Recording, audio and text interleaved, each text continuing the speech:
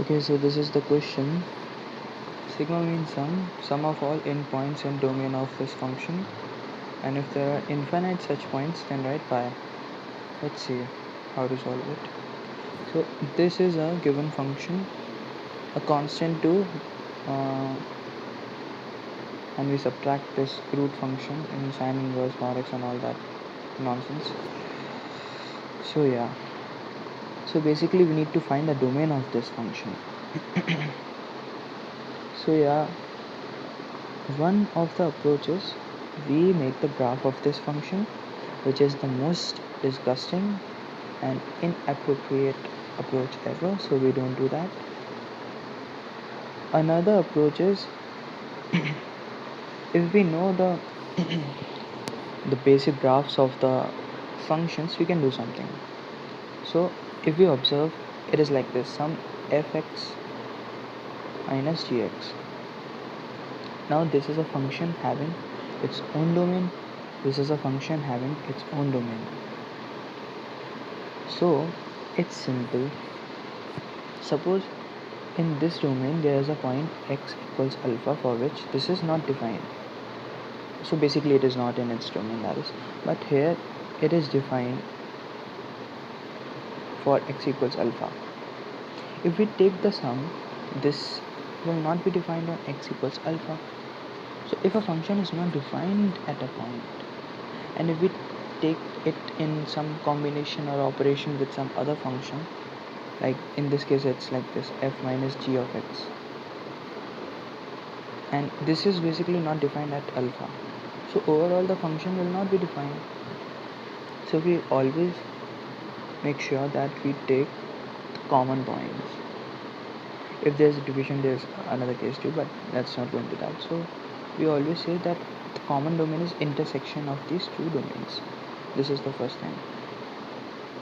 So what I'm saying is, the domain of this and this are two different domains, sets basically, and their common points or the intersection is where basically if one is smaller than other, then the points for which this set is a subset of this, that's it. These common points will be in the domain f minus g, something like that. So basically दोनों domains का intersection है. ये constant function है, इसका domain r होता है, यानी कि r से intersection अगर इसका भी r आ गया, जो कि नहीं आ रहा दिख रहा है, तो r हो जाएगा answer.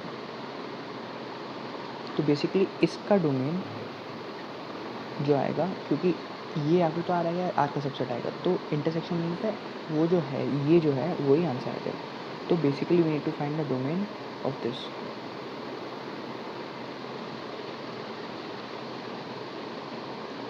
Sign inverse mod x minus 4/3 minus 4/3.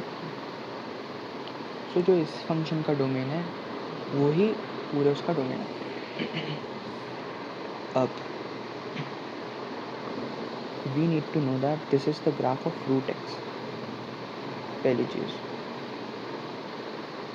Second चीज़ कि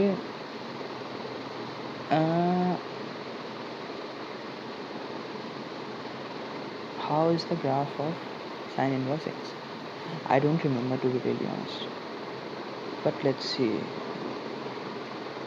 माइनस पाई बाय 2 से ये एक एंगल है ना, सो डोमेन में एंगल आएंगे पाई बाय 2 तक. कॉस इज फ्रॉम 0 से पाई.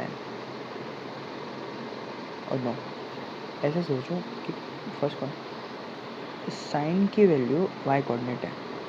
अगर मैं ये दोनों ले लूँ quadrants, first quadrant and second quadrant, तो साइन जो कि एंगल है, अच्छा एंगल तो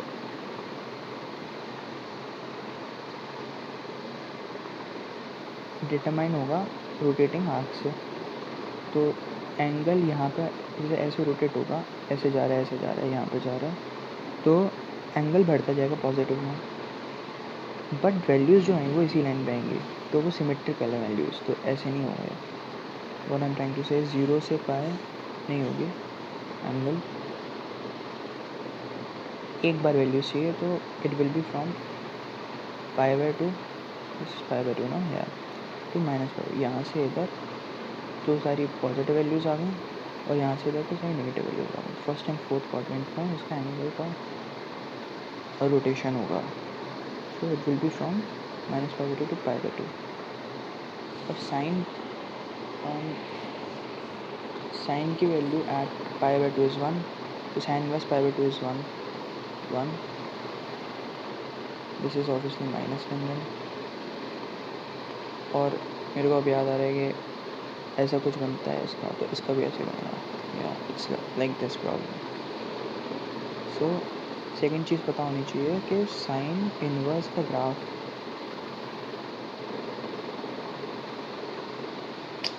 गलत बना है थोड़ा। ये पॉइंट ये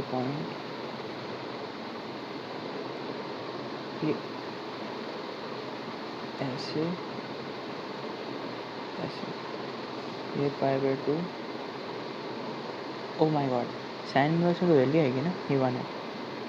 this kind of mashups happen, क्योंकि साइन का ग्राफ देखोगे तो ये इधर आता है और ये इन्वर्स ग्राफ है।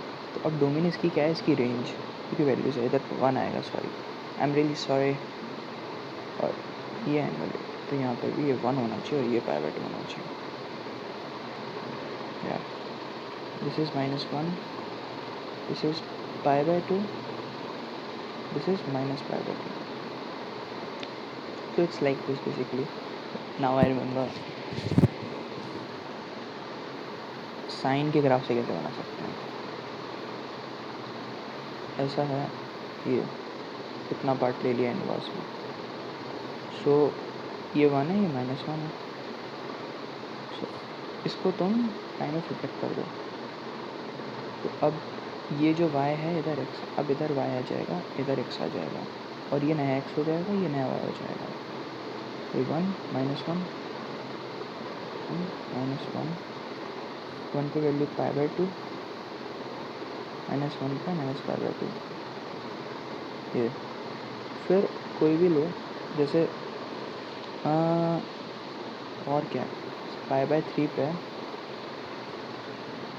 पाई बाय 3 मतलब 60 डिग्री, कुछ ऐसे लिखा है, 1 by, I don't remember, but obviously you can see from it now कि जैसे जैसे ये इस एक्स एक्सिस पर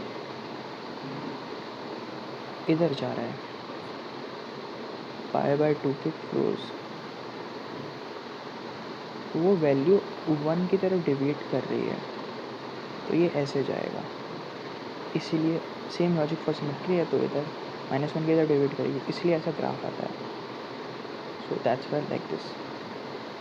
सो ये अब आ गया होगा समझ में कि इसका रेंज, इसका डोमेन है, तो ये वैल्यूज़ हैं अंदर, that's why 1 -1 pi by 2 sine inverse 0 0, this something like this. So yeah, this is now the new x, this is on new y. So ये इसका graph, I'm doing this on the spot, so yeah some mistakes might be there. Root है function, sine inverse है, और mod x का पता होना चाहिए, ये ग्राफ है। You have done this. इसका डोमेन तो कोई बात ही नहीं है, कंटिन्यूटी इस पर ब्रेक हो रही है, बट डिफ्रेंशिएबिलिटी तो होगी नहीं क्योंकि कंटिन्यूस नहीं है। क्या बोल रहा हूँ मैं, this was completely illogical. Differentiability 0 पर ब्रेक हो रही है, दैट इज कंटिन्यूस तो है ही, कंटिन्यूस भी है, और domain is R for mod x. Today I'm probably shocked, just like all of you guys, because of the sudden declaration of result kind of within next 1.5 days. Although probably in my case it will be like this, S S A A A A A and 1 T. Sriram such a, I don't want to go into that complete utter nonsense that is. So yeah, let's get back. अब हमने बोला कि ये 3 function थे और mod x की domain आ रहे, तो उसका कोई दिक्कत ही नहीं है। अब क्या हुआ, जैसे समझना, हमने बोला कि रूट के अंदर एक्स आता है, अब एक्स की जगह कुछ साइन इनवर्स, और साइन इनवर्स के अंदर कुछ है, तो ये तो एक रूट का है, इसके अंदर कुछ g है, उसके अंदर कुछ h है, और h भी ट्रांसफॉर्म्ड है, बट अभी तो 3 मान लिया, बाकी कांस्टेंट। तो ये कॉम्पोजिशन की डोमेन निकालनी है। अभी ऐसे सोचो, ये कॉम्पोजिशन में क्या होता है, h के अंदर x जाएगा, मतलब अल्फ़ा गया, h अल्फ़ा आया, तो ये जो, और एक्चुअली में इसकी डोमेन फिक्स होगी g की, तो जो रेंज आए, range of h, that should be a subset of domain of g. Similarly जो रेंज ऑफ g आई, that should be a subset of domain of f. क्योंकि मॉड दिक्कत नहीं कर रहा तो मैं उसको नहीं ले रहा, तो इसलिए सिंपल कॉम्पोजिशन इस पर डिफाइन हो गया। सो या, तो हमने बोला ये दो कंडीशन, और तो फाइनली क्या हुआ, इतना सब थ्योरी जो बोला उसे हुआ कुछ नहीं, क्वेश्चन तो एक ही लाइन में सॉल्व होना है, बट फिर भी जस्ट फॉर बैकग्राउंड पर्पसेस और वीडियो लंबा करने के लिए, दैट इज़ या जोक्स अपार्ट। तो अब हमने बोला कि मान लो, अच्छा ये जो अंदर वाला फंक्शन है इसकी डोमेन क्या है, आर है, तो यहाँ पे हर एक्स रियल नंबर लाइन पे छप जाएगा, और उसके करस्पॉन्डिंग इसकी कुछ रेंज आएगी, ठीक है।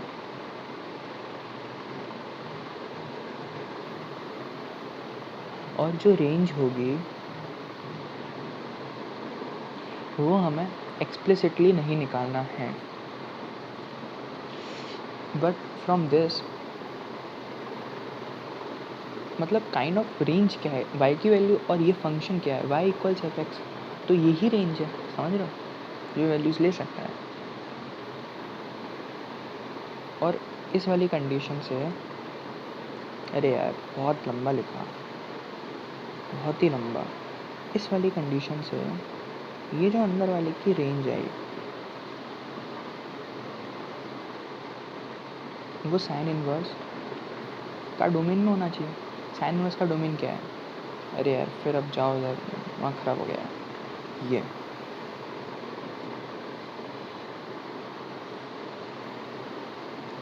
तो हमने बोला कि अब मैं फिर से लिखता हूँ, sign inverse mod x minus 4/3, यही है ना, मोस्ट प्रॉबेबली का देख लो जल्दी से, 4/3। तो हमने बोला कि ये जो है y की value x mod minus 4/3, this should be between -1 से 1, ये कंडीशन इज ट्रू। एंड फिर हमने बोला कि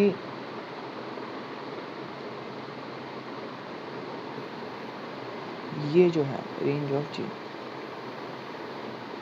ऑफ जी मतलब ये पूरी चीज़, this should be a subset of domain of F. और इसका फंक्शन अगर आप देखा है, इसका डोमेन क्या आता है, ग्रेटर देन इक्वल टू 0, यानी कि sine inverse of this something should be greater than equal to 0।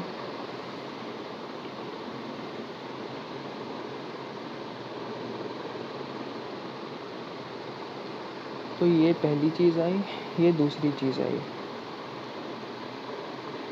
ये दो कंडीशन है, इनको सॉल्व करेंगे तो आंसर आ जाएगा। चलो सॉल्व भी कर लेते हैं, इतना फालतू का करा है। -3 3 सब में 4 जोड़ दो, मॉड x 1 7,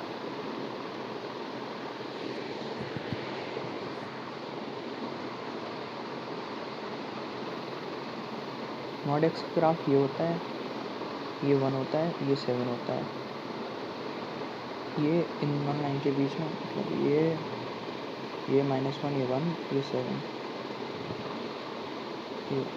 ये सॉल्यूशन है x बिलोंग्स टू -7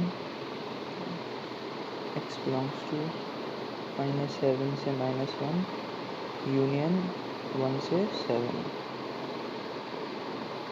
से 1 छापा तो ठीक है तो ये आ गया सॉल्यूशन ऑफ 1।